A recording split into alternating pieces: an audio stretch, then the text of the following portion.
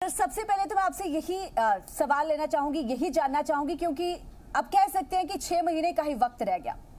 चुनाव के लिए, बहुत कम वक्त है और लगातार सरकार कह रही है कि इस बार मिशन रिपीट होगा, जो कि अब तक नहीं हुआ प्रदेश के अंदर।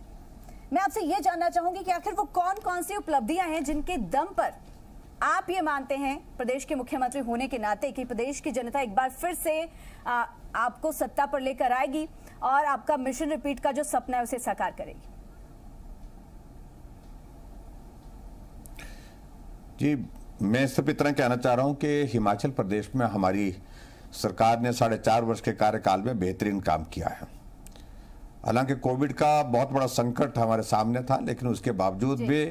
विकास को भी गति दी है और उसके साथ साथ नई योजनाओं की शुरुआत हिमाचल प्रदेश में हमने करने के पश्चात गरीब लोगों तक पहुंचने की कोशिश की, उनकी मदद करने की कोशिश की है, उसमें हम सफल हुए हैं। और दूसरी बात मैं ये भी कहना चाह रहा हूं कि हिमाचल प्रदेश में हमारी सरकार ने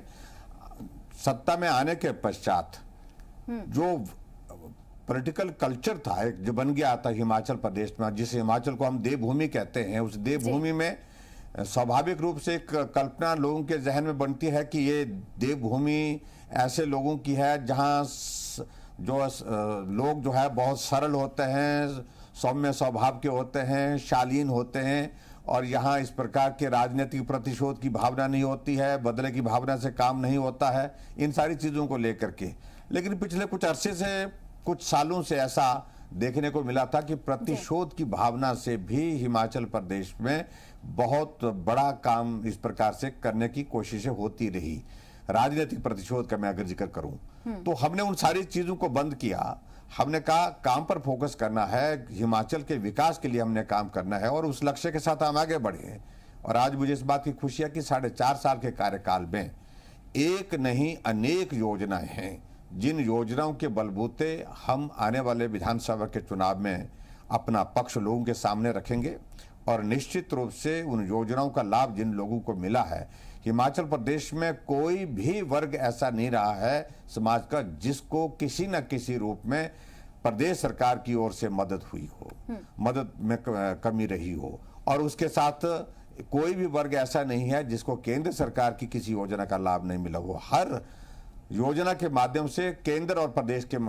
योजनाओं के माध्यम से लाभान्वित करने की हमने कोशिश की है हिमाचल प्रदेश में। सर, अगर प्रदेश के हम इस बार के राजनीतिक हालातों की भी थोड़ी सी अगर बात कर लें, क्योंकि देखिए हिमाचल प्रदेश का इतिहास रहा है कि एक बार 5 साल तक सत्ता में रहने पर कोई भी सरकार जो है वो मिशन रिपीट नहीं कर पाती। कहीं ना कहीं इसे लेकर इस बार आप दावा कर रहे हैं कि हम मिशन रिपीट करने वाले हैं, लेकिन हिमाचल प्रदेश की बीजेपी सरकार पर जो तमाम विपक्षी दल है, खासतौर पर कांग्रेस है, आम आदमी पार्टी है, इस बार हमलावर है। पहले कांग्रेस के साथ मुकाबला होता था, इस बार कहीं ना कहीं आम आदमी पार्टी भी हुंकार भर रही है। आप देख रहे हैं कि अरविंद केजरीवाल लगातार प्रदेश के दौरे कर रहे हैं, कई लोगों की ज्वाइनिंग जो है वो पार्टी में हो रही है। क्या आप भी मानते हैं ये एक चुनौती है कहीं ना कहीं बीजेपी के लिए, आम आदमी पार्टी का इस तरीके से प्रदेश के अंदर सक्रिय होना? देखिए, एक तो मैं पहली बात जो आपने पूछी है उसका मैं जवाब दे दूं कि बहुत सारे लोग इस बात का जिक्र करते रहे, खासतौर से हमारे विपक्ष के लोग, कि रिवाज बना हुआ है, 5 साल के बाद में बदलाव होता है। यही बात उत्तर प्रदेश में कहते रहे, यही बात वो उत्तराखंड में कहते रहे, लेकिन रिवाज के मुताबिक तो चीजें हुई नहीं, रिवाज बदल गया। इस बात को समझने की आवश्यकता है।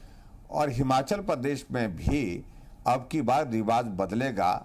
जो आप कह रहे हैं कि 5 साल के बाद सरकार में परिवर्तन होता है, सत्ता का परिवर्तन होगा, अब की बार नहीं होगा। हिमाचल में भाजपा की सरकार है और भाजपा की सरकार फिर से बनेगी। एक तो मैं इस बात को बड़ा स्पष्ट कर रहा हूं।